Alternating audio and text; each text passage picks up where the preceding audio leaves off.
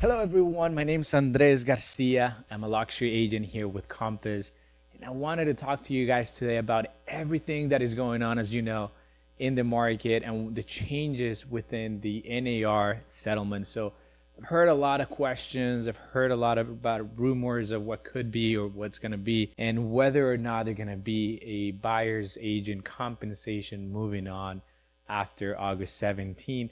And there's really a lot of speculation that, in my opinion, is valid, but I do think that it's a lot of fake news. So, what you have to understand is that now the listing agent will not be able to advertise any type of compensation for the buyer's agent within the MLS, multiple listing service. This is the website that we as agents use to advertise our listings to other brokers and basically let them know of what we have on the market listed. However, there are many other ways that a listing agent could still show compensation for the buyer's agent. With that being said, though, there's three things that a buyer will need to really have or take into consideration now when purchasing a property. And the first one is, okay, look at your financials as a buyer. Will I be able to afford to pay a commission for my buyer's agent, closing cost for my transaction, and my down payment? As a first time home buyer, I see this a very difficult thing to do because you're talking about almost 10%, if not more, of your sales price. At the end of the day, a lot of first time home buyers are scraping to really get that 3%, 3.5% down payment, and then on top of that, your closing costs.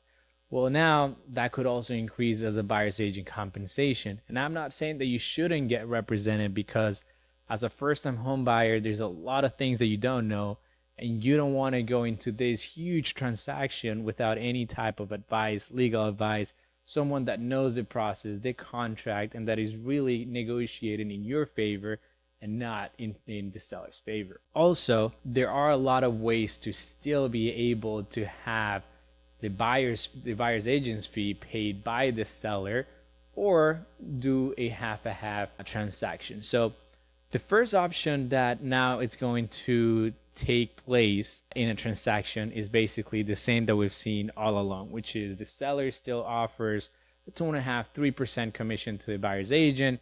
This is what we recommend still happen, because your property will have, obviously now more than ever, a lot more exposure to a lot of buyers and more incentivized buyers to get into your property. And now this compensation will be just offered directly to the agent, meaning when a buyer's agent calls the listing agent and inquires about the property, then he will be able to tell them, hey, by the way, we are offering 2.5%, 3% commission. So that's definitely something that will alleviate some of the costs on the buyer's end, and also more transparent, streamlining the transaction. Now, the second option is that the seller is only offering part of the fee. They're only offering 1%, meaning technically you will need to pay 1.5% for my fee for this transaction. We can either have you pay that if that's okay with you, or we can negotiate it into the deal. So whenever we do present an offer, we say, hey, seller, I'm willing to offer the $1 million that you're asking for your property. However, you do need to pay my buyer agent a full 2.5% commission. They obviously have the ability to accept, decline, or counter offer that offers any other offer that you made in the past, and then go back and forth on what you guys both agree in terms of sales price, commission, and any type of seller concessions. And then the third one is where the seller definitely doesn't want to try to offer any type of buyer's compensation. Then you as a buyer will be responsible to pay for the full compensation for the buyer's agent.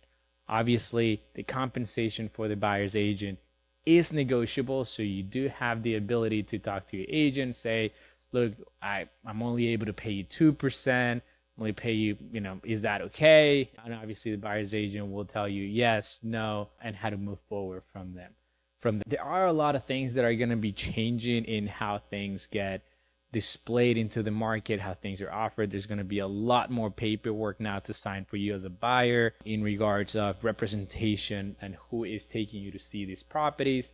And that's something that I will discuss in a upcoming video. However, keep in mind, have a very clear communication with your buyer's agent in regards to your financial situation, what you expect from the transaction, and take it from there. But if you have any questions, always get with someone that has been in the market. We've been obviously in the real estate market for over a decade, and we understand how this process works, so we can guide you in the right direction depending on your situation. If you have any questions, feel free to reach out, feel free to comment, and as always, subscribe, like the video, and until the next one.